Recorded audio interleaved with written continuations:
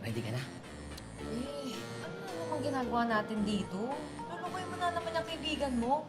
Ano ka ba naman? Dating gawi. Alam mo naman, pag kailangan ko ng pan-date natin, di ba? Sa kanya lang naman ako nakapag-dilihensya. Tsaka, isipin mo itong gagong to. Pag ganyan natutulog yan, tapos bigla mong ginising, lahat ng sabihin mo, paniniwalaan. Tsaka alam mo kung kailan siya natutulog, no? Yes! Ako pa ba?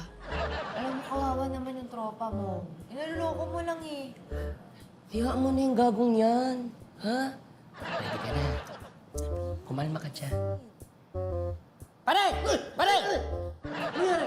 Hoy, may utang ka sa akin ha. Bayad ka na. Oh, ito ano kano? 500. 200? Ito, sakto. Yan na yan. Bakit ito matawa? Wala. Wala to pare.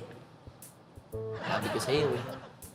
Mabilis talagang lokohin to, di ba? Kawawa naman, palit mo. Naluloko mo yung tropa mo, be. Kawawa. Kasalanan ko ba kung madali siyang lokohin? May pan-date na tayo! Hoy, mising ka nga. Mising ka. Gising ako. Yung tropa mo, niloloko ka. Sinisingil ka ng 500, wala ka namang utang sa kanya. Okay lang yun. Niloko ko rin naman siya. Nasaan na siya? Lumabas na. Lumabas na? Lumabas na ka, baby. Ito naman, kawawa naman yung tao. Niloloko mo eh. Eh, kaya mo siya. Kasalanan ko ba? Madali siyang lokohin.